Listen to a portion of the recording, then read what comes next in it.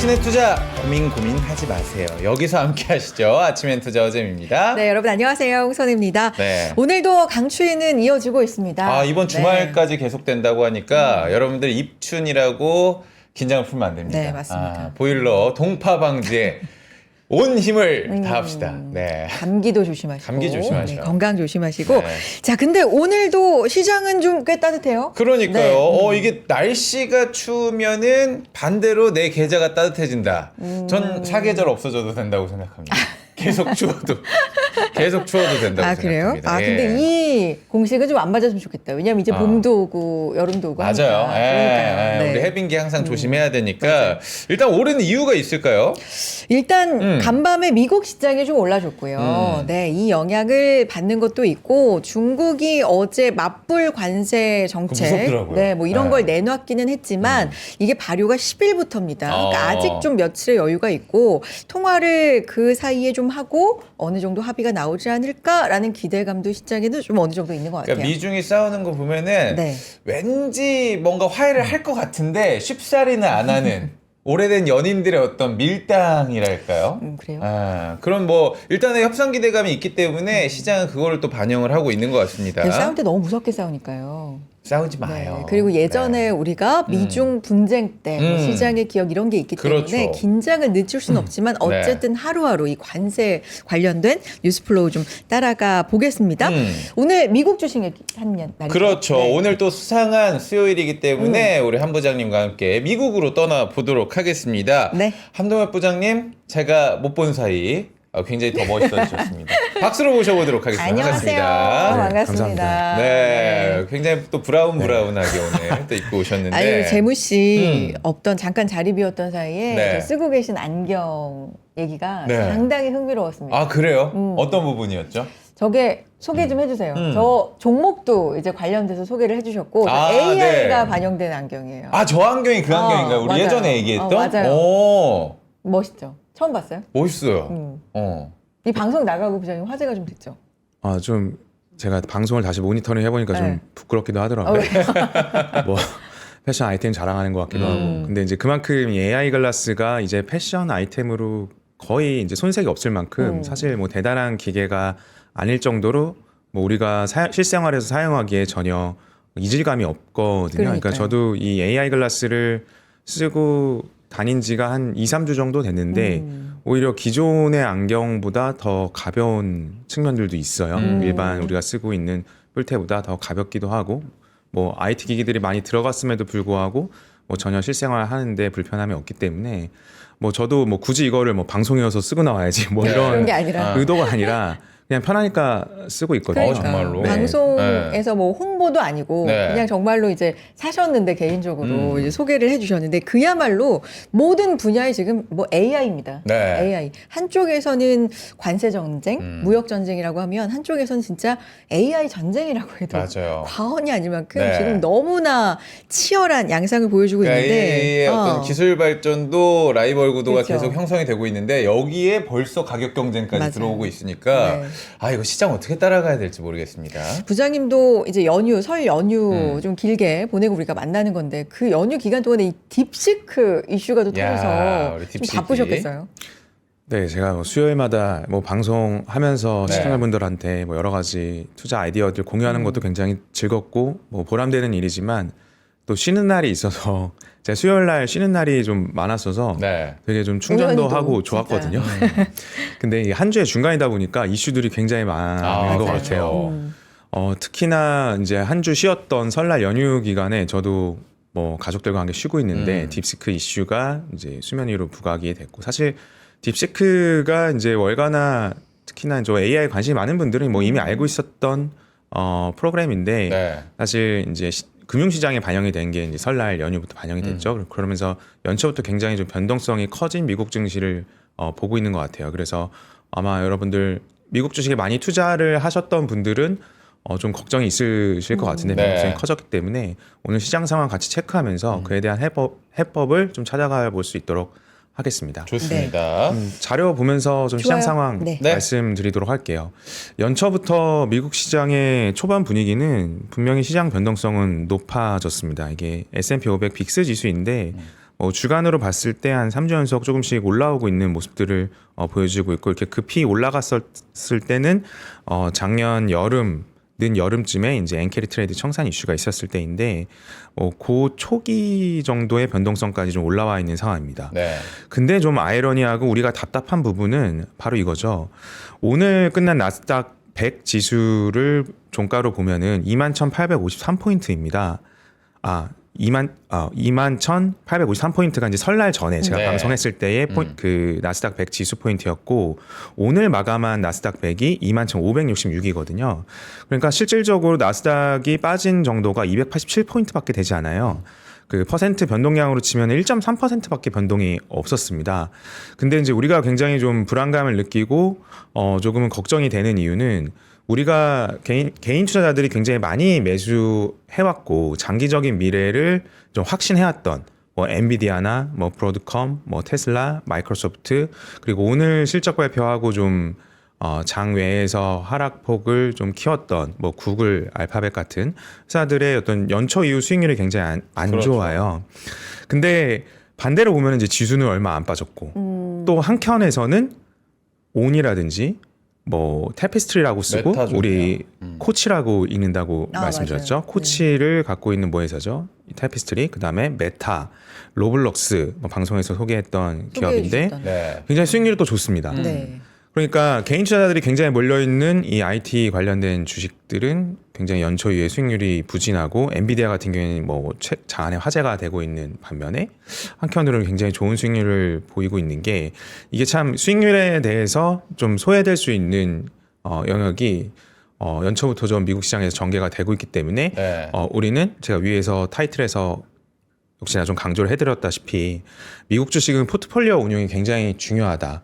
뭐 그동안 우리가 트럼프 트레이드를 겪으면서 일부 종목에 굉장히 쏠려서 올라왔던 현상들을 봤다면은 그 이후에는 그냥 미국 시장 자체를 봐야 되고 미국 시장에 이러한 기업만 있는 건 아니지 않습니까? 이러한 산업만 있는 건 아닙니다. 뭐 소비주들도 있고 그리고 그 소비주들 내에서도 이 온 같은 경우에는 뭐 뒤에서도 말씀드리겠지만 이 스포츠 기업 중에 뭐 부동의 브랜드 1위를 하고 있는 뭐 나이키를 그 아성을 위협하고 있을 만큼 새로운 소비주의 강자로 좀 등장하고 있는 것들을 보면은 미국 시장에서 볼 게 굉장히 많거든요. 그래서 우리는 꼭 그 미국 주식을 운용할 때 한두 종목, 소수 종목에 좀 집중되지 않고 안정적인 포트폴리오를 꾸려야 된다고 하는 것들을 다시 한번 좀 이번 연초 장을 통해서도 강조드리는 바입니다. 네.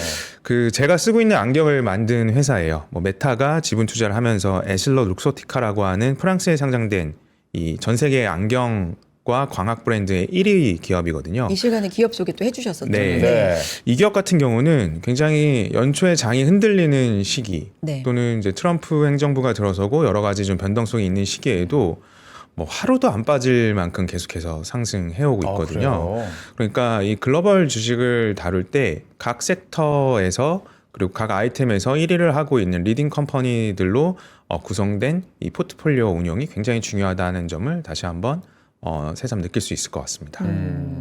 진짜 이 후반에 오늘도 마찬가지지만 이제 기업 소개 네. 해주실 텐데 부장님께서 소개해 주셨던 기업들 연초 수익률이 괜찮네요.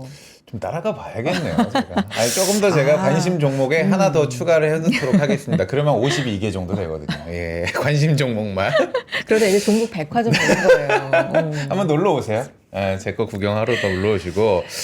부장님, 일단은 미국 보면은 지금 실적 발표가 계속 되고 있어요. 사실 저는 간밤에 팔란티어. 네. 놀랐습니다. 지난 4분기 깜짝 실적 공개하면서 지금 뭐 거의 주가가 24% 급등을 했는데 경제 지표 발표도 좀 신경을 써야 될 것 같습니다. 네. 1월 ISM 제조업 지수 또 7일에는 고용 지수도 나오기 때문에 쭉 한번 전반적으로 살펴주시죠. 네. 그 본격적으로 좀 경제 지표랑 네. 트럼프 행정부의 이제 그 행정 명령들을 좀 구체적으로 보기에 앞서서 앞서 말씀드린 이제 포트폴리오 다양화 측면에서 한 가지 좀 팁을 좀 말씀드리고 좋아요. 넘어가도록 네. 네. 하겠습니다. 미국 시장이 답인 줄 알았죠. 뭐 작년까지만 하더라도 뭐 미국 주식이면은 이제 모든 수익률이 다 해결될 것 같은 뭐 그러한 굉장히 그 쏠림 현상들이 많았고 블룸버그에서도 한국의 리테일 투자자의 그 결제 잔고가 사상 최대치라는 것들을 뭐 연일 보도할 만큼 굉장히 쏠림이 많았습니다. 하지만 우리가 투자 시장에서 항상 쏠림은 경계를 해야 되고 오히려 방금 앵커님께서 말씀해주신 팔란티어 같은 경우에도 이 한국 예탁결제원의 미국 주식 그 순매수 추이를 보면은 사실 관심 밖에 있었던 주식이었거든요. 그러니까 항상 우리는 관심에서 좀 멀어진 섹터나 기업들을 좀 봐줘야 되는 그런 그 섹터들을 편입하면서 포트폴리오의 밸런스를 유지해야 되는 것들을 잊으면 안 되는데 한편에서 우리가 미국 시장을 바라볼 때 국내 기업들이 지금 미국 시장에 대비를 하려는 움직임들이 굉장히 활발히 이루어지고 있거든요. 네. 그래서 자료를 보면서 좀 설명을 드리면 좋습니다. 작년부터 뭐 언론을 통해서 뭐 우리나라의 대표적인 그 트래블 테크 여행 그 테크 기업인 야놀자가 나스닥 상장 추진을 한다고 하고 있고 뭐 그 사례를 알아보면은 뭐 나스닥에서도 러브콜을 보내고 있고 뉴욕 증권거래소에서도 훌륭한 기업이니까 우리 쪽으로 오세요라고 하는 러브콜을 하고 있다라고도 알려지고 있어요. 그리고 우리나라의 가장 핀테크를 선도하고 있는 서비스죠. 이 토스의 모회사인 비바 리퍼블리카가 미국 시장의 상장을 생각하고 있다라는 네. 이야기들도 작년부터 나오기 시작했습니다. 그래서 이런 비상장 기업들은 뭐 상장이건 비상장이건 넘어서 일단 우리는 투자를 할 때 신기술 산업에 투자를 해야 돼요. 성장성이 굉장히 높게 나타나는 기업에 우리는 지분 투자를 해야 되는데 이러한 비상장 기업들은 우리가 투자할 수 있는 기회를 얻을 수 있다면 실질적으로 이 시황에 노출되지 않는 좀 장점들이 있거든요. 그러니까 뭐 매일매일 뭐 주식시장에 변화가 나오면서 사실 우리가 이 기업에 대한 미래를 굉장히 확신을 하다가도 주가가 빠지면 그 믿음이 약해지고 올라가면은 그 내용이 파악되지 않더라도 좀 쫓아가는 좀 매매를 하게 되고 이러한 그 굉장히 좀 변동성에 노출이 돼 있는데 기업의 어떤 본질적인 가치에 투자할 수 있는 방법 중에 하나가 좀 비상장 기업을 검토하는 거거든요. 네. 그래서 이러한 미국 시장에 상장을 시도하는 우리나라의 우량 비상장 기업들은 좀 앞으로 우리가 자산 다변화 측면에서 검토해볼 필요가 있다라고 보여지고요. 우리가 그 웹툰의 어떤 역사를 우리나라가 사실 만들었거든요. 웹툰이라는 장르를 만들었고 실질적으로 네이버 그룹의 네이버 웹툰이 미국 시장에 상장을 하면서 티커도 웹툰이에요. 네네. 그래서 네이버도 상장을 했고 뭐 우리의 기억 속에서 뭐 지금 필수적인 어떤 그 소비재 기업이 된 쿠팡 같은 경우도 미국 시장에 상장을 하고 뭐 네. 주가 조정은 크게 있었지만 굉장히 이제 그 만년 적자 기업에서 흑자를 내는 기업으로 탈바꿈을 하고 미국 시장의 어떤 자본력을 뒤에 업고 이제 성장 가도를 글로벌리 하고 있거든요. 그래서 우리가 미국 시장을 보는 이유는 뭐 단순히 수익률이 좋아서 뭐 이렇게 보면 너무 단편적인 것 같고요. 이 미국 시장이 풍부한 글로벌 유동성을 바탕으로 이루어진 자본시장이잖아요. 그렇기 때문에 여기에 상장할 수 있는 우리나라 기업이라면 고성장의 어떤 경영 환경이 담보가 되는 거기 때문에 이러한 기업들에 대해서 계속 좀 관심을 가질 필요가 있다라고 강조를 드리고 싶습니다. 네. 그리고 지표 이제 이어서 볼까요? 네, 아까 말씀해주신 이제 경제 지표와 이제 트럼프 행정부 이제 허니문 기간에 굉장히 그 행정 명령들이 많이 나오고 있는데 그렇죠. 그에 대해서 좀 간단히 살펴보도록 하겠습니다. 저는 오늘 이 시간에 지난 12월에 나왔던 CPI 물가 지표를 조금 다시 한번 봤으면 좋겠습니다. 네. 그 작년 12월에 CPI 물가 지표가 나오고 나스닥 지수가 한 2.5% 하루 그 기준으로는 가장 좀 적극적으로 좀 많이 상승했던 거를 볼 수가 있었는데 그 항목들을 좀 다시 살펴보면은 우리가 그냥 흔히 걱정하는 이 물가 그리고 인플레에 대해서 좀 걱정을 좀 내려놓을 수 있지 않을까라는 생각이 들어요. 자료를 좀 자세히 한번 보시죠. 저희 NH투자증권 FICC 팀에서 강승원 연구원님이 쓰신 자료를 좀 바탕으로 하는데 12월 CPI를 구성하는 물가 그 자료들을 보면은 OER이라고 하는 항목이 굉장히 CPI 그 구성에서 많은 비중을 차지하고 있는 걸 네. 볼 수가 있습니다. 이 OER이라고 하는 지표는 뭐냐면은 이 집을 보유하고 있는 소유자들, 오너스 이퀴벌런트 렌트라는 그 지표의 개념이거든요. 그러니까 실질적으로 집을 보유하고 있는 사람이 집을 임대하진 않지만 집을 갖고 있으니까 임대하진 않을 거잖아요. 근데 만약에 내 집을 임대를 준다면 얼마만큼의 렌트비를 받을 거야라고 하는 어떤 희망 가격입니다. 그 희망 가격이 CPI의 상당 부분을 기여를 했지만 사실 이 지표는 실질적인 건 아니거든요. 그렇죠. 그러니까 실질적인 지표는 이 BLS, 그러니까 미국 노동통계국에서 신규로 실제 임대가 얼마에 이루어졌냐라고 하는 그 추이들을 살펴보는데 그 지표들은 사실상 실체결 임대료는 떨어지고 있거든요. 그러니까 이 OER 지표도 향후에 CPI 지표가 발표됐을 때 그 기여도가 약화될 가능성이 크다라고 보고 있습니다. 그래서 이를 종합해 보면은 우리가 지나간 12월 그 물가 지표라도 뭔가 신규 렌트 비용은 떨어지고 있고 이 부분이 OER이라고 하는 어떤 희망적인 그 미실현 지표로 많이 기여를 했기 때문에 이 물가에 대한 상승에 대한 어떤 그 과도한 좀 공포는 좀 지어낼 수 있지 않을까라는 생각을 하고 있고요. 앞으로의 물가 지표도 좀 완만하게 나타날 수 있지 않을까라는 생각을 하고 있습니다. 네. 그리고 우리가 방송을 쉰 동안 올해 첫 FOMC 회의가 그렇죠. 있었죠. 그 저희 회사 그 또 보고서를 통해서 이 FOMC 회의를 다시 한번 돌이켜 보면은 금리 인하 사이클은 현재 진행형입니다. 그 속도에 대한 문제이지 전반적으로 금리에 대한 정상화를 꾀하려고 하는 게 그 FOMC의 의도이기 때문에 실질적으로 이를 좀 지지할 수 있는 또 키 차트를 좀 보면은 ECI 지표라는 게 있어요. ECI 지표가 Employment Cost Index입니다. 그러니까 이제 고용을 함에 있어서 고용주들이 지불하는 어떤 그 비용을 얘기를 하는 거죠. 이 ECI 지표도 사실 그 고용이 굉장히 좋지만 그 비용은 낮아지고 있는 것들을 볼 수가 있어요. 그래서 뭐 이와 같은 그 지표들을 보더라도 앞서 봤던 이 CPI를 구성했던 OER 지표 그리고 이 고용의 한 그 단면을 보여주고 있는 ECI 지표도 하향 안정화되는 것들을 우리가 유추해 볼 수 있기 때문에 사실 그 금리 인하 속도의 문제이지 전체적인 그 대세의 어떤 흐름이 변한 건 아니다라고 우리는 인식을 하면 좋을 것 같습니다. 네. 그 한동안 시장에서 좀 노이즈를 이끌었던 그 10년물 국채금리도 한번 그렇죠. 살펴보도록 네. 할게요. 네. 그 어제였어요. 그 ISM 그 매니팩처링 인덱스가 나오면서 이 지표가 이제 50을 넘고 실질적으로 그 구성하는 가격 지표들도 좀 강하게 나왔거든요. 그러면서 장 초반에는 미국 10년물 금리가 4.58까지 좀 1% 정도 상승하는 모습들을 보여줬는데 실제로 제가 오늘 새벽에 이제 장마감하면서 보니까 다시 4.523으로 오히려 하락 반전한 걸 볼 수가 있었거든요. 그러니까 지속적으로 방송에서 좀 강조를 드렸던 게 실질적으로 4.7, 4.8 이 미국 10년물 국채 금리는 뭐 실질적인 경제 상황보다는 이 트럼프 행정부가 들어서기 이전에 어떤 턴 프리미엄, 어떤 무슨 일이 일어날지 모르는 것에 대한 어떤 기간에 대한 그 회피였다. 그런 불안감들이 10년 국채 금리에 녹아 있던 게 좀 과도했기 때문에 이 부분이 좀 안정되는 모습들을 우리가 계속해서 관찰할 수 있습니다. 그래서 우리가 미국 주식을 할 때 여러 가지 뭐 매크로에 대한 정보도 입수를 하지만 10년물 국채 금리가 뭐 때때로 지표가 나올 때 좀 자극을 받는다 하더라도 전체적인 흐름들은 인플레가 과도해서 뭔가 실질적으로 나타나는 공포는 아니기 때문에 우리는 이를 좀 분간해서 볼 필요는 있겠습니다.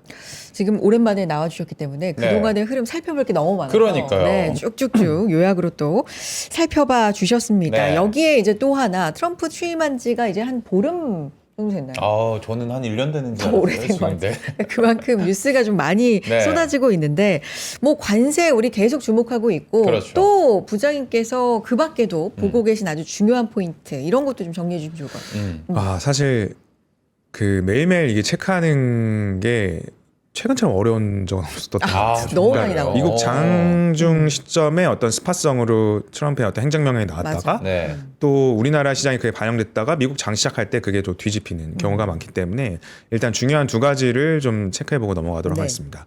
먼저 트럼프가 행정명령을 했던 것 중에 좀 인상 깊게 남아 있는 게 이제 미국 국부펀드를 굉장히 좀 큰 규모로 만든다라는 뉴스가 나왔거든요. 그러니까 이는 바이든 행정부에서도 사실 좀 진행을 하려고 했었던 정책이었고 그래서 뭐 공화당, 민주당 초당적 합의 가능성이 굉장히 높다라고 봅니다. 그래서 이에 대한 영향력을 우리가 살펴보면은 조윤주 연구원님 코멘트인데 사실 국부펀드 조성으로 미국의 어떤 그 재정 확보를 위한 뭐 무분별한 채권 발행에 대해서 조금 그 경계감을 지울 수 있겠다라는 코멘트를 주셨는데 저는 100% 동의하는 바입니다. 그러니까 이 부분도 미국 국채 금리의 어떤 불안감을 가진 상승을 좀 제어할 수 있는 이슈로 좀 작용을 할 것 같고요.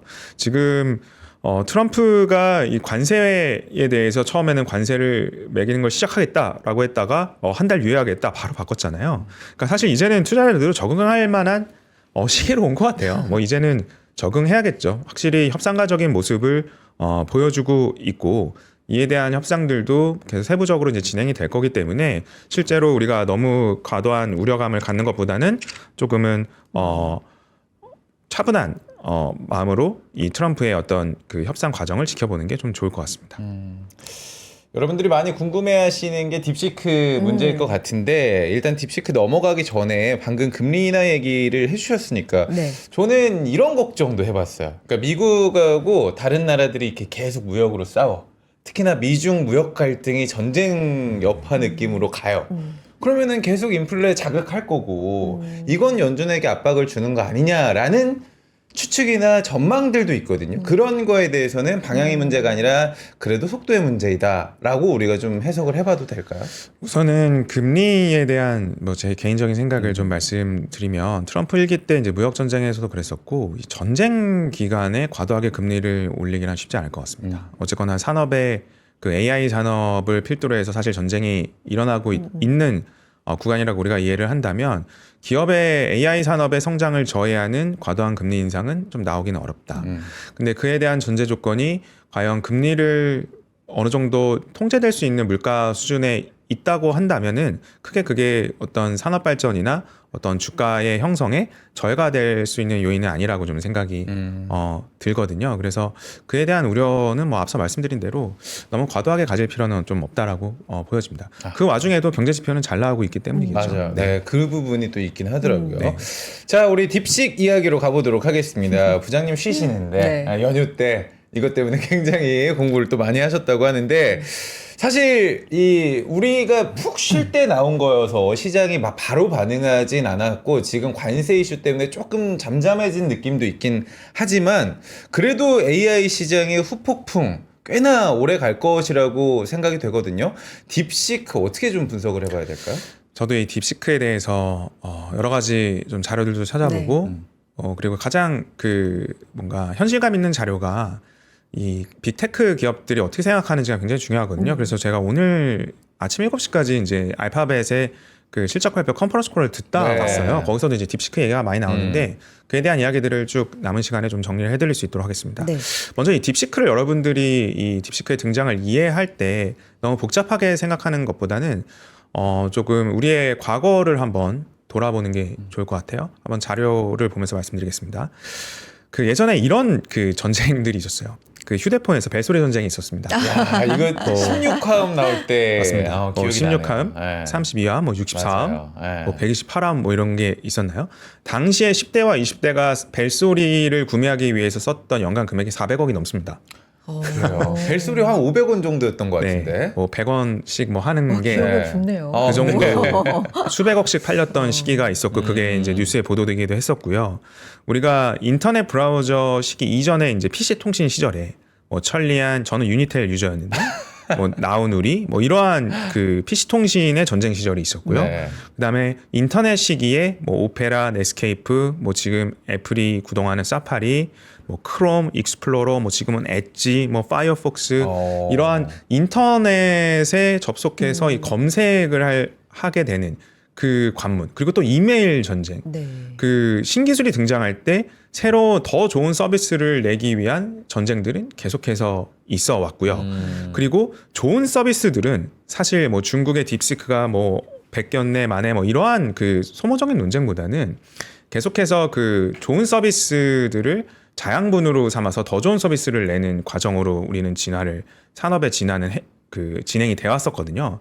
그래서 사실 트럼프도 이 딥시크에 대해서 언급을 했던 게 좋은 현상이다. 네. 미국도 이에 대해서 경쟁에서 지지 말고 더 박차를 가할 때다. 뭐 이러한 코멘트를 한 게 정말 저는 그게 맞는 네. 해석인 것 같습니다. 그래서 이 딥시크의 등장은 AI 출현에 대한 효율적인 접근 시도가 아주 건강하게 나타나는 신호로 저는 보고 있고요.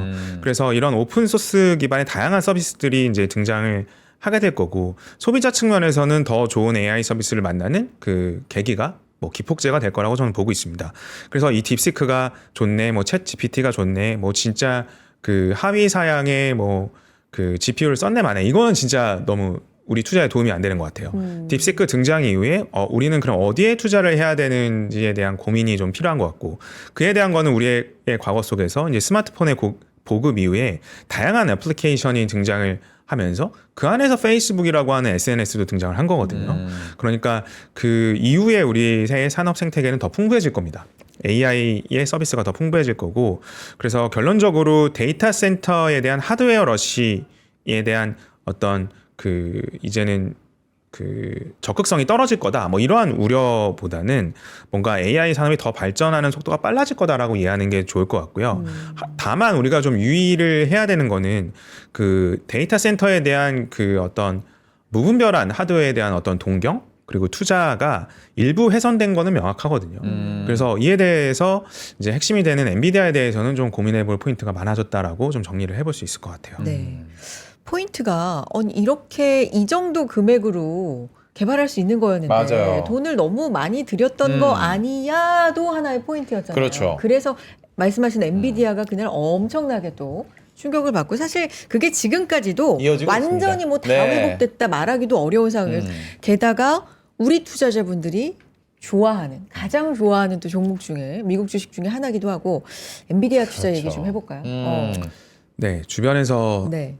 설날 이후에 가장 많이 저한테 물어보시고 연락이 오는 게 엔비디아 어떻게 되냐? 엔비디아 어떻게 보냐 이거예요. 그날 너무 많이 빠져서. 근데 이제 본인들이 갖고 있다는 얘기는 안 하시더라고요. 네. 근데 물어보는 이유가 이제 아. 한국인들이 가장 많이 투자를 했기 그렇죠. 때문에 엔비디아에 대한 의견을 좀 우리가 갖고 있을 필요는 분명히 있어 보입니다. 그래서 엔비디아에 대한 어떤 긍정론과 그다음에 조금은 우려스러운 부정론 이걸 한번 살펴보고요. 우리가 어떤 시각을 가져야 되는지 한번 정리해 보도록 하겠습니다.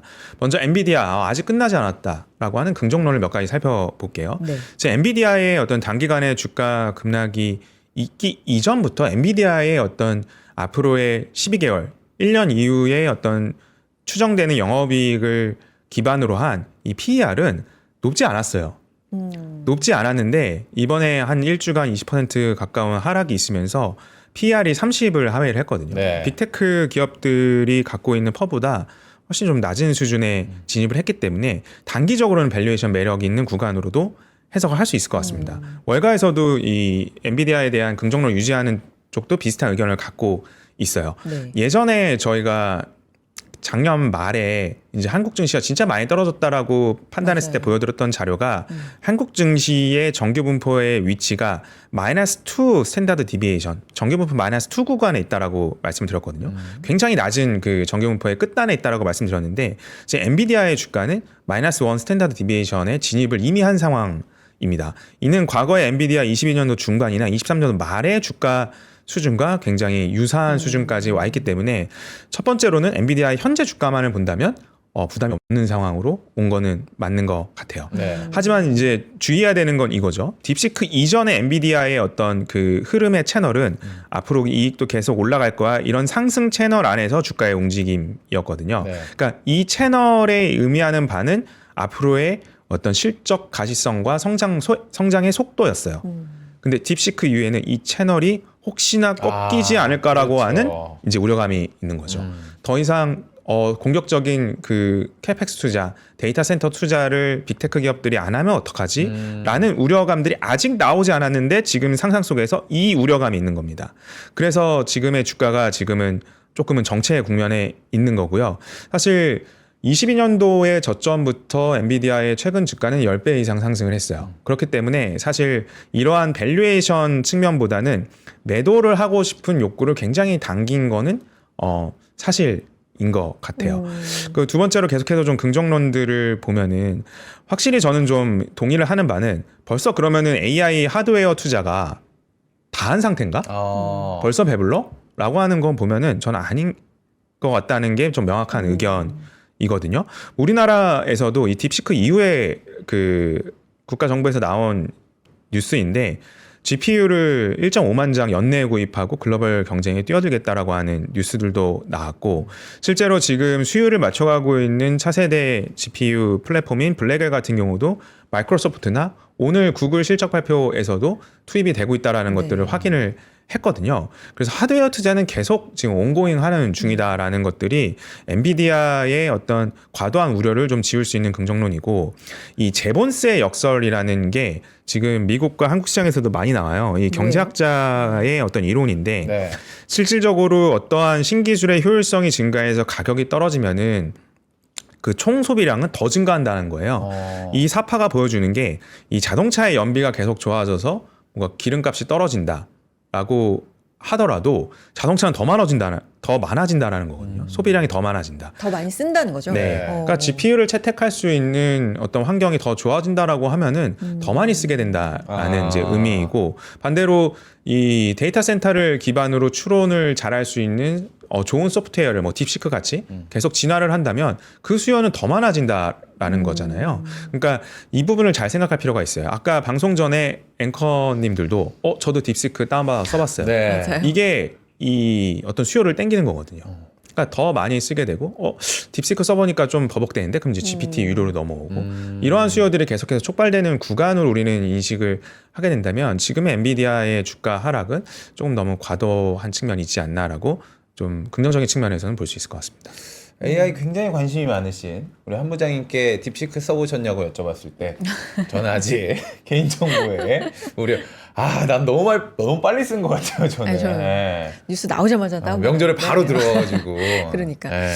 그러면 지금 빅테크 실적들이 계속 나오고 있는데 우리가 간밤에도 뭐 알파벳 실적, 구글 이렇게 보면서도 네. 봤던 게 지금 투자 부분 뭐 이런 거잖아요. 그럼 빅테크 볼 때 이 딥시크를 계기로 해서 캐펙스 투자 어느 정도 하고 있고 얼마나 앞으로는 네. 할 거고 이런 부분 조금 더 세심하게 보지 않을까요, 부장님? 그렇죠. 그래서 뭐 뒤에 준비한 게 뭐 마이크로소프트나 메타나 오늘 바로 발표한 이제 알파벳의 실적 자료들을 제가 다 찾아봤고 그래요. 그 컨퍼런스 콜 멘트들을 다 봤는데 동일한 거는 딥시크에 대해서 다 인정을 하고 있습니다. 딥시크 굉장히 훌륭하고 좋은 창업팀이고 그 추론에 대한 개념을 뭔가 한 단계 업그레이드한 거는 다들 인정하는 바예요. 하지만 그래도 우리는 엔비디아와 하드웨어 투자하겠다. 캐펙스 투자 예정대로 진행하겠다. 공격적으로 하겠다라고 하는 게 빅테크들의 입장은 명확해 보입니다. 투자 줄이지 않는다. 그래서 저는 이런 좀 비유를 들고 싶어요. 이게 정말 AI 하드웨어 투자의 성숙기가 와서 이제는 진짜 줄여도 돼라고 하는 거는 실제로 제가 자료 화면에서 좀 보여드렸다시피 이 TV를 좀 우리가 발전 과정을 생각해 보면 되는데 뭐 OLED TV도 있고 LED TV도 있고 LCD TV도 있고 그 이전에 PDP TV도 있고 여러 TV 기술의 어떤 화질의 고화질 그 발전 과정이 있었지만 어느 순간부터는 OLED를 보든 LCD를 보든 우리 눈이 분간을 못해요. 맞아. 물론 기술적으로는 훨씬 더 선명하고 자연에 가깝다고 하죠. 네. 하지만 지금 LCD TV사도 별로 불만이 없습니다. 그러니까요. 그러니까 우리의 자연적인 눈이 분간할 수 있는 어떤 해상도의 어떤 한계 효용이 줄어들 거거든요. 근데 지금 AI가 그렇습니까? 그렇지 않다라는 거죠. 그래서 가야 할 길이 아직은 멀고 아까 말씀드린 이 1월 30일 날 있었던 메타의 실적을 보더라도 실제 대본이거든요. 캐펙스 투자에 대해서 어떻게 생각해? 브라이언 노악이라고 하면 JP 모건 애널리스트일 겁니다. 질문을 했을 때 우리는 캐펙스 투자에 대한 이점은 분명히 있다라고 보고 계속해서 계획대로 진행을 하겠다라고 이야기를 하고 있기 때문에 엔비디아 수요가 완전히 꺾이지 않을까라고 하는 거는 좀 과도한 기우이지 않을까 우선은 그렇게 보실 수 있을 알파벳도 것 다 같습니다. 듣고 오셨다고요? 그것도 네. 좀 보여주세요. 네. 알파벳 자료가 좀 뒤에 있는데 네, 알파벳 자료인데 바로 오늘 자료거든요. 따끈한 자료인데 그 딥시크에 대한 그 관찰 굉장히 훌륭한 팀이다. 제가 아까 말씀드린 멘트고요. 하지만 보면은 엔비디아와의 강력한 관계를 계속 유지하고 있고 우리는 H200 기반의 플랫폼을 제공했고 블랙의 플랫폼도 처음으로 적용해서 발표를 했다라고 이야기를 하고 있고요. 25년에도 계속해서 캐펙스 투자는 하겠다.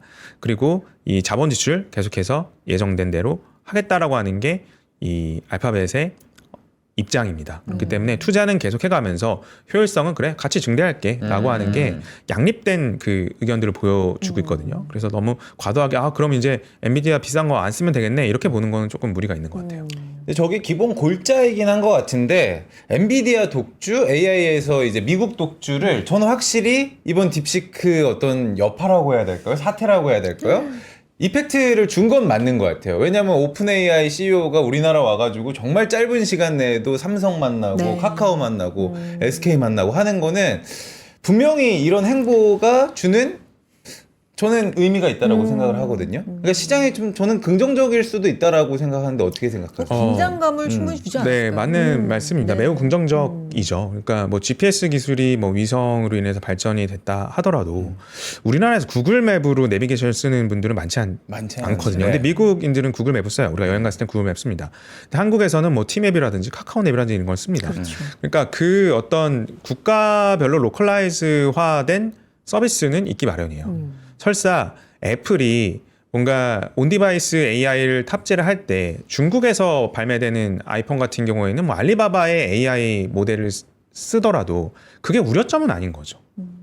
그 국가에 맞는 AI 모델을 쓰는 거고, 뭐 미국에선 미국에 맞는 AI 모델을 쓰는 거고, 그 경쟁은 계속해서 선의의 경쟁 형태로 갈 거기 때문에 우리가 이게 벌써 뭔가 효율성이 올라왔기 때문에 돈을 덜 써도 되는 뭐 그런 성숙기로 진입한 건 전혀 아니라는 거를 뭐 분명히 이해를 해야 될 것 같습니다.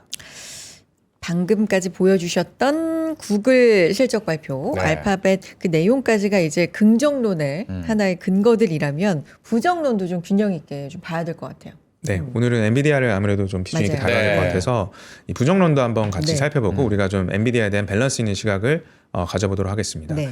첫 번째 부정론은 역시나 좀 살아있는 자료가 실적 발표 자료예요. 마이크로소프트의 실적 발표 자료에서 역시나 데이터 센터의 캐펙스 투자, 시설 투자는 계속해서 하겠다. 근데 한 가지 조금 걸리는 부분이 이 반도체 업계의 무해 법칙 있죠. 뭐 1년마다 반도체의 어떤 성능이 2배씩 증가한다. 뭐 이런 법칙인데, 그러나 하드웨어 기술이 좋아진다 하더라도 역시나 그걸 잘 활용하는 딥시크처럼 잘 최적화를 해서 10배의 성능 개선도 있을 수 있다. 이것도 우리가 잊으면 안 된다라고 강조를 하고 있어요. 역시나 이러한 아무리 자본 투자를 많이 해서 하드웨어 투자를 늘려도 너무 소비자한테 공급되는 게 비싸기만 해서는 안 된다. 그럼 팔리겠냐? 뭐 이런 거거든요. 네. 그러니까 이 마이크로소프트의 입장에서도 확실히 딥시크에 대한 인정은 하고 있고 하드웨어 투자 중요하고 우리 할 거지만 역시나 최적화에 대한 그 노력은 계속해서 해야 된다라는 이야기들을 하고 있기 때문에 이 부분은 확실히 패러다임은 전환이 됐다라고 우리는 인식을 해야 될 것 같아요.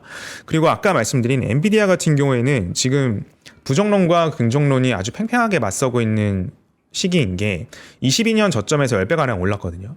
근데 가장 좀 미국 주식을 볼 때 기술적으로 중요하게 생각하는 200일선을 지금 기술적으로 이탈을 했습니다.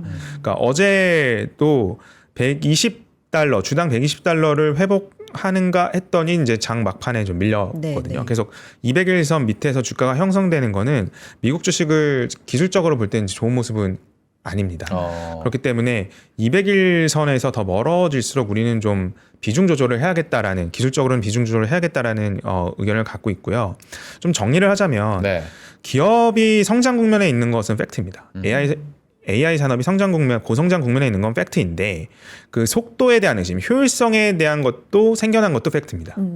그래서 우리는 한 가지 가장 워스트 시나리오로 가는 게 22년에서 24년도에 테슬라처럼 만약에 엔비디아의 어떤 실적 발표, 향후 실적 발표에서 이익 훼손이 진짜로 일어나느냐, 이 구간에 진입하면 엔비디아는 좀 당분간 많이 힘들 것 같습니다. 하지만 이게 아직은 확인된 건 아니기 때문에 우리는 선제적으로 엔비디아만 너무 비중이 크게 갖고 있다면 비중 조절은 저는 권해드립니다. 비중 조절을 통해서 앞서 말씀드린 미국 주식을 좀 다양하게 가져가는 포트폴리오를 꾸리는 거를 훨씬 더 앞으로 우리가 미국 주식을 다루는 데 있어서 좀 스트레스가 덜할 것 같고 밸런스 있게 수익률을 올릴 수 있는 방법이 될 것 같아요. 성장하는 것도 팩트인데 네. 뭔가 속도에 대한 의심이, 효율성에 대한 의심이 생긴 것, 이것 또한 팩트다. 이것도 팩트죠. 네. 네. 좀 비중 조절은 필요하다. 포트폴리오를 좀 다양하게 해보자라는 네. 말씀까지 듣고요. 그러면 우리가 일명 서학캡이라고 불리는 맞아요. 우리 투자자분들이 이제 미국 투자하실 때 어디에 좀 많이 투자하셨는지 네. 이 현황도 좀 보여주세요. 그건 저희가 광고를 듣고 올까요? 보도록 할까요? 여러분 잠깐만요.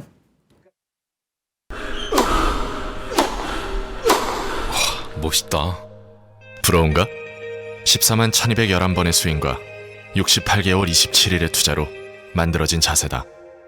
나의 테니스도 나의 자산도 투자로 키운다. 나는 투자한다. 나는 성장한다. NH투자증권. 와, 멋있다. 부러운가? 기본기 연습과 스트로크 훈련에 1532시간을 투자해 갖게 된 리듬이다. 나의 드럼도 나의 자산도 투자로 키운다. 나는 투자한다. 나는 성장한다. NH투자증권. 네, 아침엔 투자 함께하고 계십니다. 네. 미국 주식 얘기하고 있고요. 그동안에 좀 쌓였던 얘기들이 너무나 많아서 너무 많았네요. 네, 오늘 속도감 있게 네. 이렇게 쭉 짚어보고 있습니다. 한 주 동안 어땠는지 흐름도 좀 봐주세요. 네. 네, 항상 이제 2부를 시작할 때 한 주 동안 뭐 우리나라 투자자들의 미국 주식 매매 동향을 먼저 살펴보는 이유가 쏠림을 방지하기 네. 위해서거든요. 저도 항상 체크를 하는 게 과연 시장에서 굉장히 핫해 보이는 종목들이 얼만큼 쏠려 있느냐를 체크하는 거는 굉장히 중요할 것 같습니다. 수익률을 거둘 수 있는 대전제가 대중이 많이 몰리는 곳에는 대박의 기회는 없기 때문이고 모두가 안 보고 부정론이 가득할 때는 정말 좋은 찬스라는 걸 우리는 잊지 말아야 돼요. 그래서 한국예탁결제원의 순매수 동향을 한번 볼게요. 네. 1주입니다. 1주간 우리나라 투자자들 가장 많이 산 거 엔비디아 2배, 반도체 3배 이런 구성이거든요. 네. 저 밑에 14위 보더라도 다른 종류의 ETF로 엔비디아 2배. 굉장히 많이 쏠려 있는 거를 볼 수가 있죠. 이런 거를 좀 보면은 진짜 한 종목에 쏠리는 거를 많이 경계를 해야 되고 네. 사실 이 기업의 경영이라는 거는 영속하는 게 굉장히 어렵거든요. 100년 기업 진짜 어렵습니다. 이 돌고 우리가 시간이 지나서 뒤를 보니까 100년 기업이지 그 순간순간 위기의 과정들이나 이 비즈니스 모델을 전환해야 되는 그 시기도 굉장히 많이 존재를 하거든요. 네. 근데 이렇게 많이 특정 종목에 몰리는 거는 우리는 경계를 해야 될 것 같고요. 그래서 제가 오히려 반대로 많이 판 걸 봤어요. 그동안 네네. 산 것만 봤는데 그러면 한국 투자자들이 많이 외면한 것들은 뭐냐? 애플 그리고 오히려 양자 컴퓨터 관련된 네. 것들 뭐 이런 거는 좀 주가 급락이 있었기 때문에 손절과 관련된 게 좀 많다라고 네. 좀 특이사항이라고 보고요. 저 밑에 보면 아마존 보이네요. 신고가 부분에 가 있거든요. 그리고 순위에 없는 메타 이런 메타. 것들을 신고가입니다. 오. 그리고 알파벳도 실적 발표 이전까지 그 무거운 빅테크가 신고가를 기록을 그렇죠. 네. 했고요. 그래서 우리는 이렇게 모두가 좀 잘 안 보는 미국의 그 리딩 컴퍼니들을 항상 주목을 해야 된다라고 좀 보고 있고요. 그 첫 번째로 아까 말씀드린 메타입니다. 방송에서도 한번 소개해드린 적이 있는데 네. 1월 30일 날 이 실적 발표의 자료가 굉장히 좀 소중하고 다시 한번 짚어봐야 되는 것들이 있는데 여기서도 새로운 패러다임들이 제시되기 때문입니다. 그 컨퍼런스 콜을 보면은 우리가 당분간 휴대폰을 지금도 많이 사용할 거라고 생각을 하지만 세상에 안경 쓰는 사람 많다. 잘 생각해 볼까요? 주변에 안경 쓰는 사람들 한번 떠올려 보십시오. 진짜 많습니다. 많아요. 네, 또는 안경 안 쓰려 렌즈를 쓰시는 분들. 오. 앞으로 인간의 시력은 계속해서 좀 안 좋아질 거예요. 우리가 어. 디지털 기기에 많이 노출이 돼 있기 때문에. 그래서 안경을 쓰는 사람도 휴대폰을 쓰는 사람만큼 많은데 가장 큰 AI 디바이스가 우리는 안경이 될 거라고 보고 있고 이 주커버그 얘기예요. 안경이 될 거고 오늘날 안경을 쓰지 않는 사람도 눈이 좋은 사람도 AI 글라스가 유용하다고 느낄 거라고 자기는 생각을 하고 있대요. 오. 이에 대해서 굉장히 낙관적으로 지금 메타에서는 보고 있고 새로운 성장 동력으로 인식을 하고 있습니다. 그래서 실제로 조금 더 살펴보면은 네.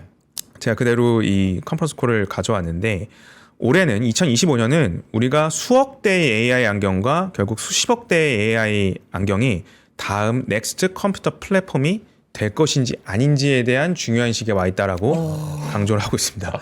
굉장히 좀 의미심장한 네. 이야기이고 메타가 AI 글라스에 얼만큼 진심인지를 우리는 엿볼 수 있는 대목이에요. 아래도 한번 같이 보시죠. 이 안경이 AI 글라스가 AI에 적합한 폼팩터, 그러니까 외형을 가진 IT 기기일 뿐만 아니라 스타일조차 지금 우리가 뭐 멋지다라는 표현보다는 저처럼 그냥 일상에서 쓰기에 무리가 없는 정도이기 때문에 이에 대한 투자를 계속 해나갈 거고 이에 연결된 오픈소스 LMM 모델인 라마에 대해서도 계속해서 주목을 하게 되는 계기가 되겠죠. 다시 한번 보여드리겠습니다. AI 글라스로 보이지 않아요? 그냥 네, 뭐 그냥 안경. 네. 너무 멋진 그냥 이죠. 선글라스 안경 같아요. 네, 이거는 CES 이번에 2025 CES에서 공개된 홀리데이라고 스타트업의 AI 글라스고요. 이건 제가 쓰고 있는 메타 레이벤입니다. 그래서 특이점이 왔어요. 스마트 글라스가 그냥 이게 스마트 글라스야? 라고 생각 안 할 정도까지 와 있기 때문에 오히려 애플도 우리가 계속해서 뭐 온디바이스 AI로 주목을 하지만 진정한 온디바이스 AI가 우리 생활에 파고드는 게 이 AI 글라스 쪽도 반드시 좀 주목을 해야 되지 않을까라는 생각을 갖고 있습니다. 이제는 더 이상 이런 뭔가 IT스러운 기계가 아니에요. 좀 부담스럽네요. 네, 그러니까 최근에 제가 명동의 애플 스토어 굉장히 네. 크거든요. 네. 한번 방문을 했는데 이제는 이 애플의 비전 프로 같은 경우에는 체험용으로 전락을 했어요. 굉장히 좀 안타까운데 그 체험 신청을 받아서 매장에서 그 체험해보는 고객들 말고는 실적으로 이거를 사는 그 소비자들이 그렇게 많지 않다라는 겁니다. 우리는 이렇게 신기한 걸 좋아하긴 하는데 이렇게 튀고 싶진 않아요. 그렇죠. 근데 이제 메타 같은 경우에는 그에 대한 그 기기와 IT 기기와 패션에 대한 문법을 결합을 해놨기 때문에 지금 굉장히 많은 대수가 팔리고 있고 애슐러 룩소티카 뭐 앞서서도 계속해서 뭐 강조드렸던 기업이지만 하루도 안 빠지고 설날 연휴 동안 올라오고 있거든요. 그래서 2월 12일 날 애슐러 룩소티카가 2024년 그 풀리어 실적 발표를 네. 온기 실적 발표를 합니다. 이에 대한 주목할 필요도 굉장히 있고 이에 대한 내용들은 제가 향후에 또 방송에서도 점검을 해드릴 수 있도록 하겠습니다. 부장님 그 주커버그가 얘기하는 부분이 그러니까 제가 이해하는 게 맞는지를 확인하고 싶은데 안경의 본질이 시력을 뭐 보호하는 혹은 교정하는 도구에서 이제는 AI를 서비스하는 제품으로 우리에게 다가온다는 건가요? 맞습니다. 흔히 우리가 쉽게 이해하려면 이제 AI의 에이전트. 그러니까 내가 세상을 살아가면서 AI의 도움을 받아야 되는데 그럼 뭘로 그 인풋을 받을 거야라는 네. 거거든요. 그러니까 지금 내 눈으로 직접 받고 있는 거예요. 제가 쓴 안경을 통해서 저는 세상의 모든 사물들이나 뭐 텍스트나 정보들을 읽어 드릴 수가 있습니다. 그러니까 인풋을 할 수 있는 기기가 과연 뭐야라고 했을 때 예전에는 휴대폰이 될 수 있지 않을까 했는데 이거 들기도 귀찮다는 거예요. 그냥 내가 눈 보고 있는 대로 있는 정보를 AI로 학습해서 알려줘라는 것들이 바로 되기 때문에 저는 굉장히 주목해야 될 앞으로의 IT 기기가 될 거라고 보고 있고요. 자동차의 예를 한번 우리가 볼까요? 네. 테슬라로 인해서 자동차에 굉장히 많은 그 카메라가 달리기 시작했습니다. 네. 사람 눈으로 봐도 되잖아요. 눈으로 보고 운전해도 되는데 카메라가 보고 자율주행을 하고 그게 AI의 인풋으로 다가올 수 있는 주요 수단이 됐습니다. 자동차에 있어서. 그러니까 우리 인간의 일상적인 삶과 어떤 업무에도 마찬가지죠. 이런 AI 글라스가 굉장히 큰 역할을 할 거라고 좀 기대를 하고 있고 앞으로의 멜타 실적 발표에서도 이 AI 글라스의 판매 동향에 주목을 해야 될 것 같고요. 이 AI 글라스가 올해 또 신제품이 나와요. 네. 저도 사용을 하고 있지만 좀 화질이 좀 더 좋아졌으면 좋겠고 한글이 지원됐으면 하는 좀 바람들이 있습니다. 그런 것들이 향후 이제 후속 기계에서는 더 많이 좋아질 거기 때문에 계속해서 우리는 관심을 갖고 메타 주식을 봐야 될 이유가 있을 것 같습니다. 애슐러 룩소티카도 이제 소개를 해주셨고 했는데 네. 올라간 이 차트 보니까 오늘 소개해주실 기업 좀 눈여겨봐야 되겠다. 그래요, 더 좀 맞아요. 집중해봐야 되겠다 네. 생각이 드는데 시간이 얼마 없어서 좀 부지런히 가볼게요. 네. 오늘 세 개 기업인가요? 네. 부장님? 네. 오늘은 계속해서 우리가 이제 포트폴리오를 좀 다양하게 구축하기 위해서 예전에 소개해드렸던 관점이죠. 기업 다시 한번 네. 계속 좋습니다. 점검하는 습관들이 좋아요. 중요하거든요. 네. 작년부터 굉장히 우리나라에서도 그렇고 글로벌리하게 큰 화두로 떠오른 이 러닝에 대해서 다시 한번 짚어보도록 하겠습니다. 이 사실 러닝을 넘어서 우리의 삶이 이 헬시 플레저라고 하는 건강함을 유지하는 것에 대해서 기쁨을 느끼는 그 문화가 아주 굵직하게 자리 잡고 있고 김난도 교수님의 트렌드 저서에서도 강조하는 어떤 개념인데요. 실질적으로 이제 러닝 열풍을 넘어서 이게 한 문화가 된 게 이제는 그 런 트립이라 그래서 여행 가서 이제 러닝을 하는 것까지 맞아요. 러닝 네. 코치까지 이제 대동해서 마치 겨울에 골프 여행 프로랑 가듯이 이 러닝 트립까지 지금은 완판이 되고 있는 수준이고요. 겨울에는 러닝 비수기라고 한다는 그런 어떤 고정관념도 굉장히 무색하게 겨울에 어떤 러닝 장비들도 이제 불티나게 팔리는 현상들을 볼 수가 있습니다. 그 와중에 최근에 이제 데커스 아웃도어 호카죠. 이 데커스 아웃도어의 이제 실적 발표가 있었습니다. 네. 딱 보면은 이제 실적 발표하고 한 20% 정도 급락을 했는데 그 이유 중에 하나가 성장률이 이렇게 좀 그 속도가 줄어들고 있어요. 그래서 제가 그 항상 이 해외 주식 방송에서 강조드리고 있는 바가 미국 주식들 보면 다 기업이 성장해요. 네. 좋은 기업이에요, 다. 성장을 하는데 이 주가 측면에서 우리가 투자 측면에서 중요한 건 성장의 속도다라고 설명을 드려왔습니다. 네. 이 데커스 아웃도어의 성장 속도도 예전만하진 않거든요. 그렇기 때문에 이 주가 측면에서는 우리가 장기간 보유하고 있다면 좀 이익을 좀 실현할 수 있는 타이밍에 좀 와 있는 것 같다는 생각이 들고요. 네. 실제로 여러분들 주변에 좀 보시더라도 이 호카를 신고 있는 분들이 굉장히 많습니다. 그렇죠. 뭐 이게 어떤 그 세대를 구별해서 이야기하는 건 아니고 예전에는 좀 젊은 세대들이 호카를 신다가 지금은 정말 다양한 세대가 이제 호카를 신을 만큼 보급화가 많이 됐어요. 더 이상 핫한 아이템이 아니라는 거죠. 어그 또한 마찬가지입니다. 어그 같은 경우도 국내 어떤 리세일 플랫폼에 정가보다 좀 낮은 가격으로 팔릴 만큼 이제는 어그 부츠 같은 경우에도 좀 많이 보급화가 됐기 때문에 이 데커스 아웃도어의 성장 속도는 성장은 하고 있으나 성장 속도는 줄어들었기 때문에 좀 유의를 해야 되는, 러닝 열풍만 보면 굉장히 잘 될 것 같은데 실제로 주가 측면에서 보면은 이제는 좀 수익 실현을 고민해야 될 타이밍에 좀 와 있는 것 같고요.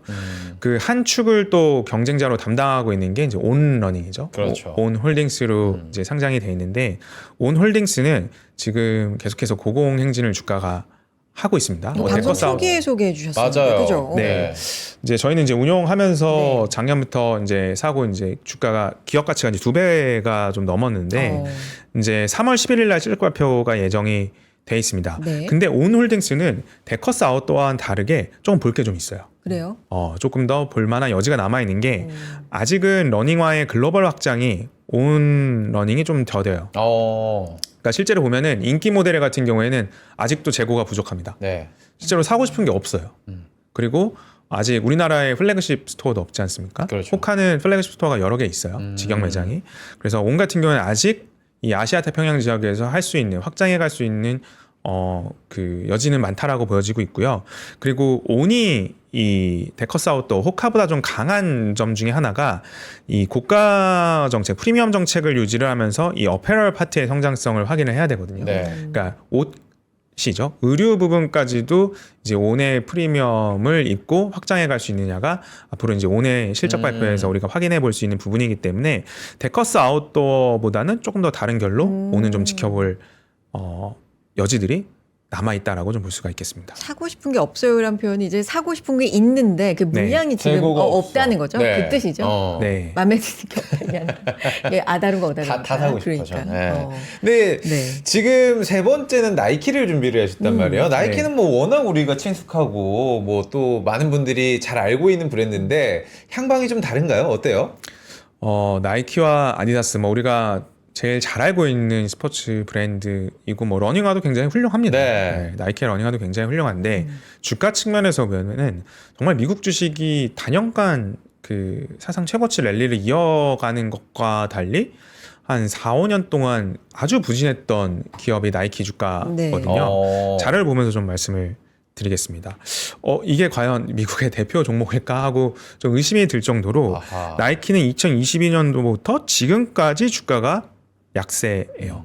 5년 수익률이 마이너스 24%입니다. 굉장히 부진하죠.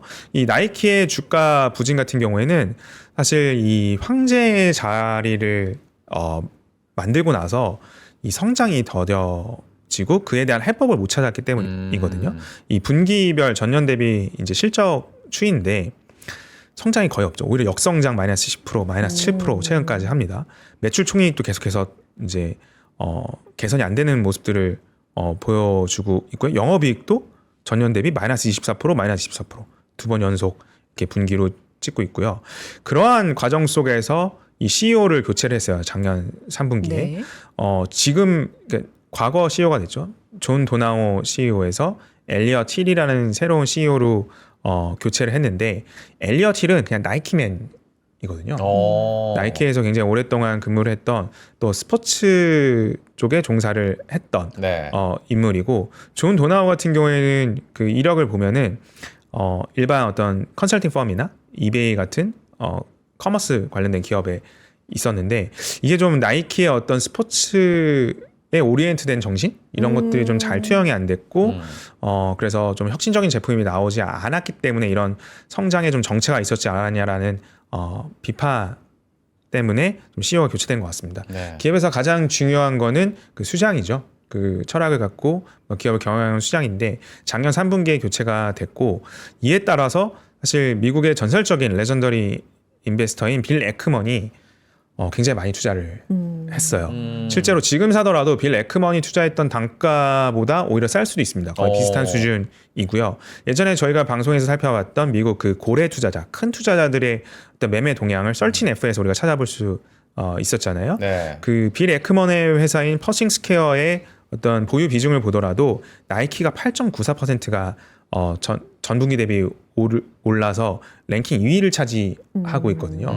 그래서 빌 에크먼 같은 경우에는 굉장히 그 트렌디한 가치 투자자로 조명을 받고 있는 인물이기 때문에 나이키 같은 경우에는 앞으로 이제 그 3월 21일 날 실적 발표를 하는데 뭔가 반전의 포인트를 가져갈 수 있을지 잘 관측해야 되는 기업 중에 하나이고요. 가장 트렌디한 기업이 앞서 말씀드린 온이라고 한다면 네. 가장 그 브랜드력을 갖고 있지만 오랫동안 좀 누워 있었던 이 나이키는 좀 가치주 측면에서 새로운 반전 포인트를 살펴볼 시기가 3월에 있을 것 같습니다.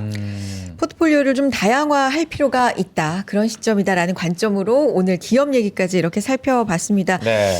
사실 우리가 빅테크 실적은 진짜 자세하게 들여다보잖아요. 맞아요. 근데 뭐 데커스, 오노홀딩스, 나이키 이런 실적까지 이렇게 짚어주시니까 네. 그리고 앞에 빅테크 기업들 이 컨퍼런스 콜까지 또 자세하게 살펴보시는 좋은 기회였고요. 오늘 정리해 주실 말씀 있을까요, 부장님?